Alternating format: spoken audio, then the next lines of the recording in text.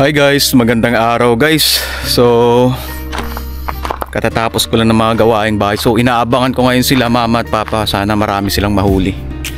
Maganda yung panahon. Ang problema lang pa-high tide. Medyo yung mga isda kasi pumapasok sa mga ilog. Pero sana makadali pa rin sila, makahuli pa rin sila ng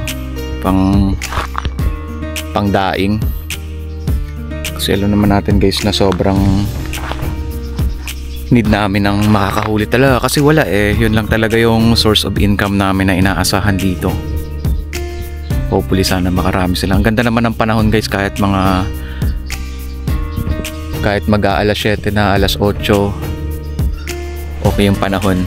So kalmado yung dagat guys, antay-antay lang natin, sana makahuli talaga sila ng marami. So guys, flex ko sa inyo guys, mga alas 8, alas 9 na hindi pa rin lumalakas yung hangin. Ayan, ang ganda. Ayan guys, grabe, ganda diba? Hindi pa bubugso yung amihan kasi minsan guys hindi naman totally nag-aamihan kasi malapit na yung tag-ulan. So minsan nanggagaling yung hangin doon sa norte, salong-salo namin dito.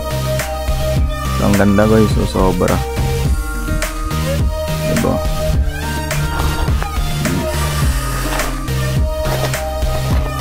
Ganda. Yung may kalsada dyan guys sa kabila, punta ng Puerto Taytay.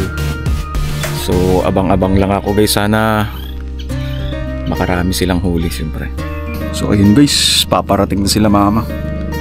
So ito ako ng palagay sa ulo kasi mag-head strap ako, baka marami silang huling tatanggalin.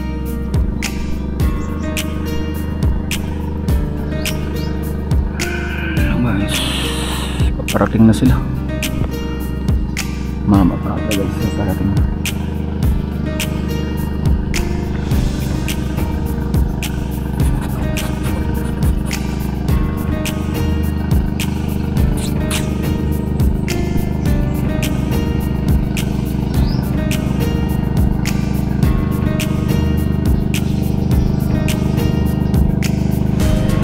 Salubungin natin guys, siyempre salubungin natin sila mama.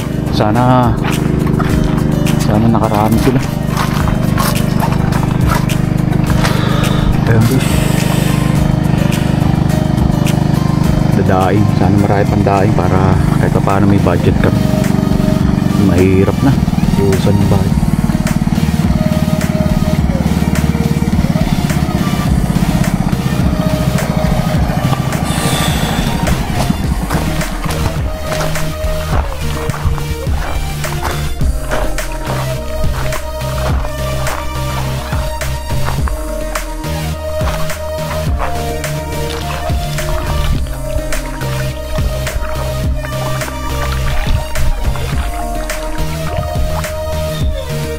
Marami kayong huli ma?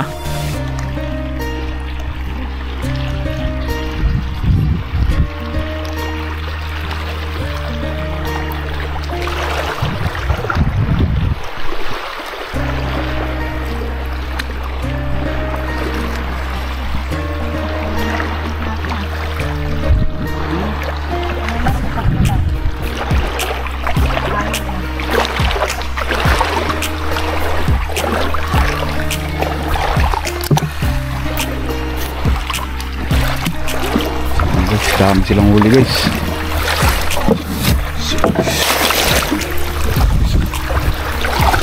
Dadaingin namin ito. Huli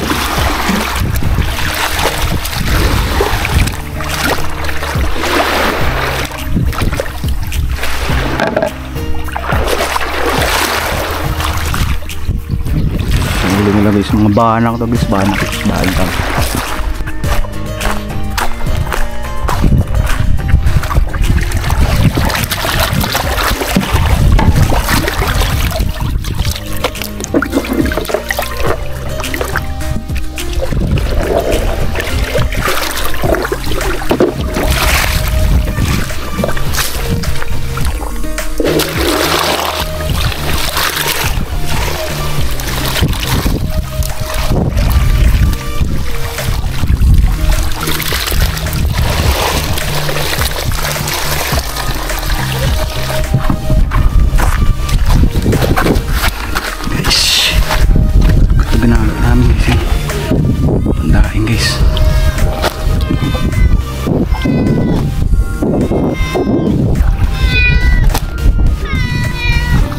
Oh.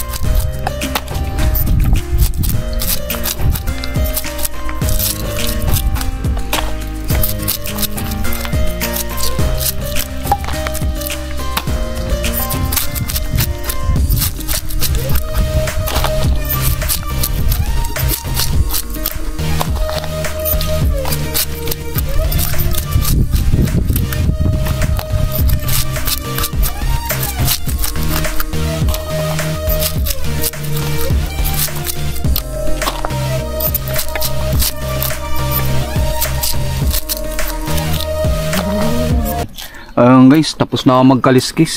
So daing na lang tapos si Papa nang tatanggal ng bituka. Ganyan yung process namin dito kapag may huli ngayong, lalo na ngayon malapit na yung tag-ulan, medyo marami na kaming mahuhuli. Ito kasing past few weeks sobrang init ng panahon, tapos yung current ng tubig, dumi ng dagat, yun yung nagpapahirap sa mga mangingisda dito, kaya paunti-unti lang yung huli namin. Eh dito kasi alam nyo naman natin na isda lang yung nabubuhay, wala na kaming ibang pinagkukunan pa ng source of income kundi isda. Siyempre ilan lang kami dito, 3. So ito yung process namin guys pakatapos mahuli. Yan, ako tapos na ako magkaliskis eh. So si Mama nagdadaing, si Papa nagtatanggal ng bituka. So pakatanggal ng bituka na yan guys, ilalagay na yan sa tasik. Sa tasik na yan, tasik. Tapos kinaumagahan yung bilad. So pag natuyo yun na, finished product na, pwede nang ibenta sa mga buyer. So ayun lang guys for today's video guys. Sana patuloy nyo pa rin suportahan yung YouTube channel ko, kasi kung ano lang naman kasi yung ganap ngayong araw, yun lang yung may upload ko sa YouTube channel. Kasi wala pa talagang ibang sasakyan na pwedeng gamitin at makapagala-gala, makagawa ng ibang content na kakaiba. So ganun talaga guys. Maraming salamat at magpalain tayo palagi.